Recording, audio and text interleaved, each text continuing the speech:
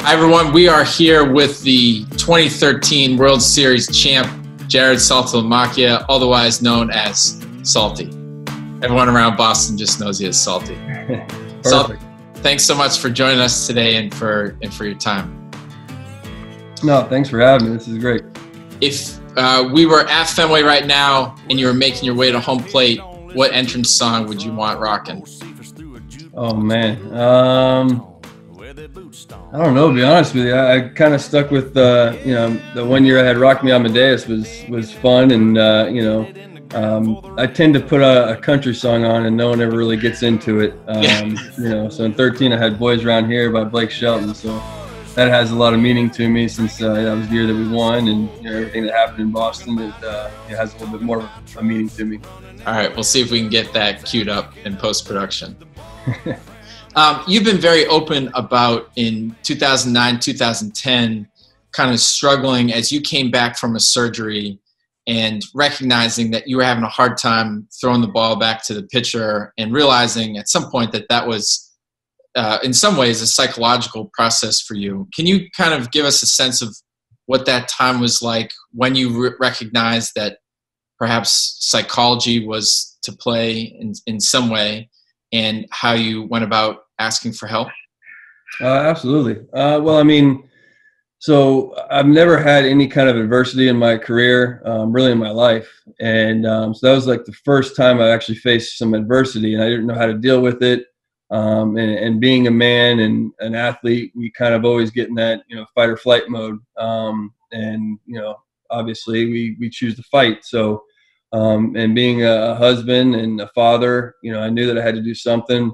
And it started with, not being able to feel my arm, and I knew there was something physically wrong with me. So I just assumed once we get that taken care of, it was going to be fine. So we had the thoracic outlet surgery, fixed that, took the rib out. So I could feel my arm, the nerve, the blood vessels and everything. We're able to run without any constriction. So once I got that fixed, I'm like, okay, we're good. Dealt with a lot of issues with the organization, trying to rush me back, not doing a full rehab. I kind of allowed that to happen. Looking back, I wish I didn't, but it all happens for a reason. So once I did make it back, I started to realize pretty quickly that it wasn't a physical issue anymore. It was more of a mental issue. And I was just, something was blocking it. I didn't know what, but it just seemed like every time I was picking up a baseball, the anxiety just was in my chest, and it moved to my shoulders, to my neck, and into my head. And I began not to like playing baseball anymore, and forgetting why I was doing it. So I just had to get help from somewhere. And like I said, fight or flight. And I decided to fight and get some help. At the time, I worked with Harvey Dorfman, who passed away a few years back, but he was the best sports psychologist there was in the game. And, he gave me a lot of helpful hints and tips to do. One of them was focusing on, myself as opposed to what's going on around me. His biggest thing was, hey, you throw a ball back to the pitcher, it doesn't make it to him. You think everyone's watching you, but really there's so much going on in the game. They're watching the base runner, they're watching, the guy on deck, the hitter. They're not really focusing on you. But when you're going through it, you hear everything around you. So that one person in the stands out of the 40,000 that says, you can't throw, blah, blah, blah, you hear that. Yeah. So you have to find a way to block it out. So he gave me some tips of focusing on, say, his button on his shirt. If I aim for the button on his shirt and I miss, I only miss by this much. If I aim at his body and I miss by that much. So I did that. But it was something that I had to do on my own. It was not something that, hey, this guy gives me a magic pill and I'm healed. So mentally I had to deal, I still deal with it today. It's something I don't think ever is going to go away. But I think not running away from it is what helped me the most. I realized that the more I did it, I know I can get through it now. So that was kind of a mental, hump that I had to get over. And there were some steps where I take a step forward and I would mess up and take 2 steps back. But the fact that I was willing to continue to fight, I think ultimately helped me. I'm struck by how you were so aware of the way that anxiety, you could really feel it in your body and the way it moved through your body and then influenced your behavior, throwing the ball back to the pitcher, and then really got in your head as to whether or not it felt as if you made that mistake, that all of Fenway would be watching. And we talk sometimes with the people we work with about how that can be catastrophizing. Like you can think that, it's all going to be bad now that you've made perhaps this one mistake. And then the advice you got to really sort of hone in on that one focal point, to really stay focused on that, to not get so caught up in all the things going on around you, and how that really helped you to stay focused and give you some of that confidence back. Yeah. And you make such a great point about how you could be given all of this advice, but it doesn't mean anything unless you practice it and really put it into action. What was that an easy process for you? Did that take a while? How do you think you started to integrate it into your routine? Well, I think that, and someone told me this one time, that if you look at a baseball player, an athlete, we're almost designed the way we're brought up as kids playing sports, and then we start going as our job.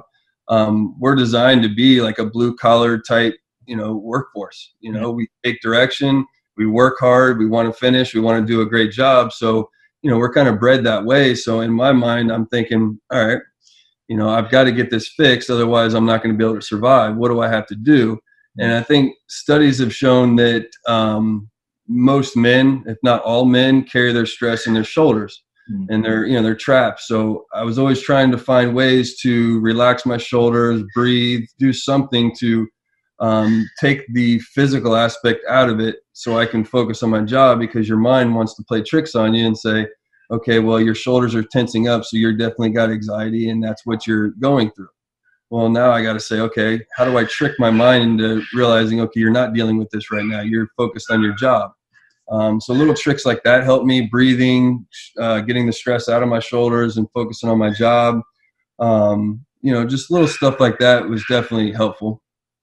That's helpful to hear, because we talk a lot in therapy with people about how things like breathing can be so helpful. And it sounds kind of silly and simple at the time, but it can really do wonders, particularly in the midst of anxiety, and helping us kind of recenter ourselves so that we can perform at these high levels that a lot of the people we work with in the military community are familiar with, that they too have been kind of bred to be these kind of workers, to learn these skills, to perform at really high levels, perform on teams.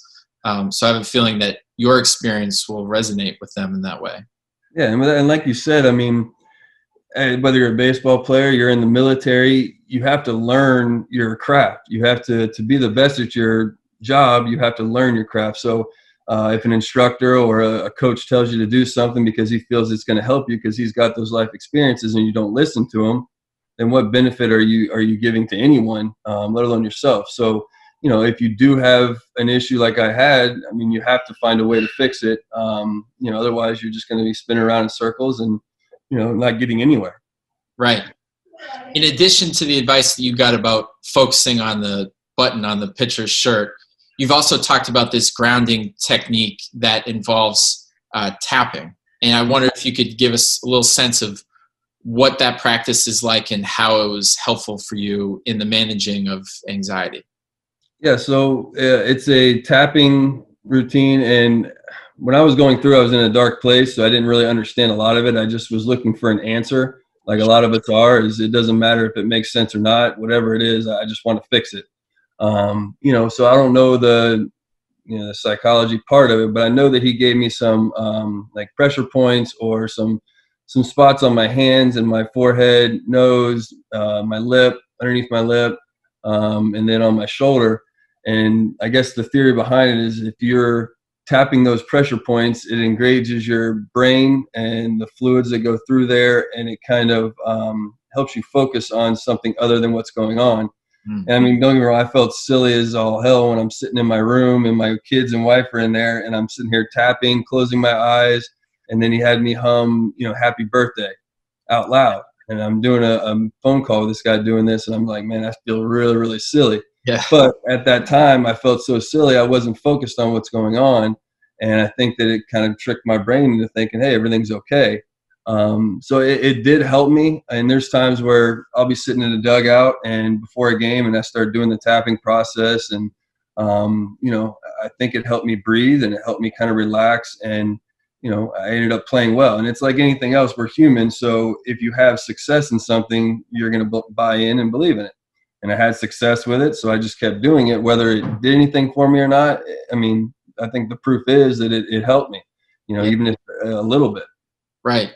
I haven't done the tapping before, but to me, it sounds so much like a mindfulness practice. And we teach that all the time in therapy about how to really be present in this one moment. And sometimes that's progressive muscle relaxation. Perhaps sometimes it's focusing just on what you see or what you smell, but it has the power to really sort of turn down whatever emotions we're feeling, whether it's anxiety or depressive thoughts, and really stay focused in the here and now. Mm-hmm. And that can bring about a lot of peace. It's like, or not getting like ahead of ourselves and overwhelmed. We can really stay grounded to this moment.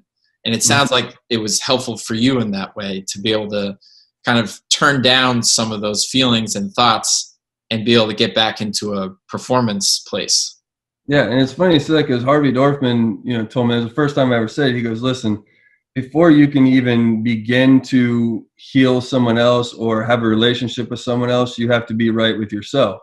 And when he said that, I'm like, you know what, that's so right, because I'm sitting here trying to have a relationship with my wife and my kids. And meanwhile, I'm focused on myself and I got so much else going on. So until you're right with yourself and, you can be happy with yourself, you're not going to be happy with anybody else around you.